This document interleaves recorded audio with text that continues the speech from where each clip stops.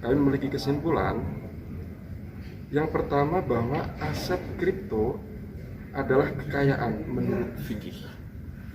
Jadi aset kripto yang sekarang sedang dibicarakan itu adalah harta dalam tinjauan fikih.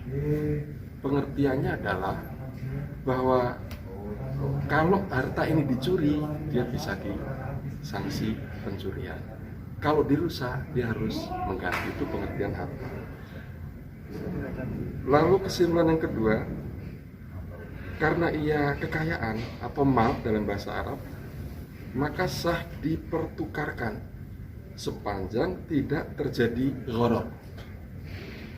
Pengertian gharar itu uncertainty, jadi ketidakpastian. Kenapa diputuskan demikian? Karena terjadi perbedaan pandang di antara musyawirin apakah transaksi cryptocurrency itu terjadi gharar atau tidak, atau ketidakpastian atau tidak. Sebagian mengatakan bahwa ini terjadi gharar, sebagian lagi mengatakan ini tidak terjadi gharar. Nah, sifat yang disebut dengan gharar ini memang debatable. Jadi orang melihat dari sudut pandang masing-masing, sehingga melihat ini gharar, ini tidak, itu sebenarnya lebih kepada sudut pandang. Tetapi kami semua sepakat bahwa harus tidak ada gharar. Cuma apakah faktanya ada gharar, kami masih ada perbedaan pendapat. Sehingga kalau menurut yang mengatakan di dalam transaksi cryptocurrency ada gharar, maka tentu itu tidak diperkenankan. Dan bagi yang mengatakan bahwa itu tidak ada gharar, dan itu juga didukung oleh musyawirin, maka dia boleh dipertukarkan.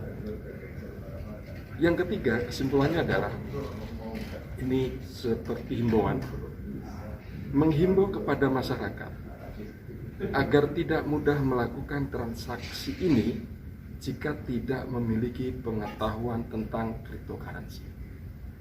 Karena setelah mendengar pemaparan, sangat mungkin karena seperti penjelasan itu bahwa cryptocurrency bisa dilakukan melalui broker-broker tersedia di aplikasi, semua orang itu bisa mengakses, maka kemungkinan kerawanan terjadinya transaksi-transaksi cryptocurrency itu justru tidak menguntungkan bagi masyarakat kita. Karena itu kalau memang masyarakat itu paham betul tentang cryptocurrency, maka it's okay bagi yang mengatakan tidak ada gharar. Tapi kalau ada dia tidak paham, maka janganlah masuk seperti ini. Jadi kira-kira gambarannya seperti ini.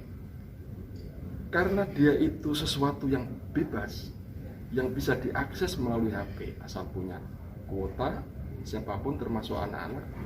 Bahkan dengan tingkat transaksi, nilai nominal transaksi yang tidak terlalu besar, itu bisa menjangkau banyak orang.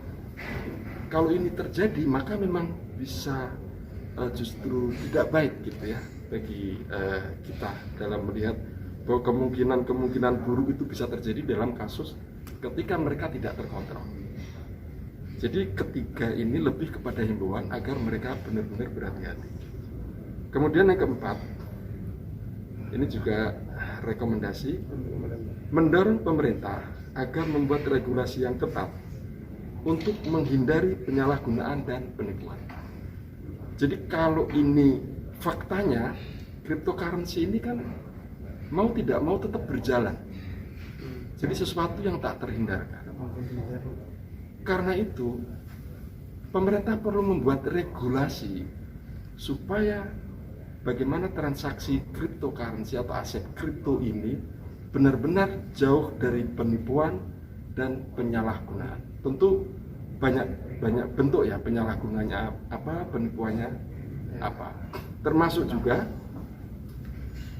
rawan penipuan adalah yang model-model transaksi kripto menggunakan broker melalui aplikasi-aplikasi yang banyak tersebar, sehingga mestinya bukan hanya sekedar membuat regulasi, tetapi juga memberikan edukasi kepada masyarakat, mensosialisasikan apa sebenarnya cryptocurrency supaya orang tidak dengan mudah membuat atau bermain cryptocurrency.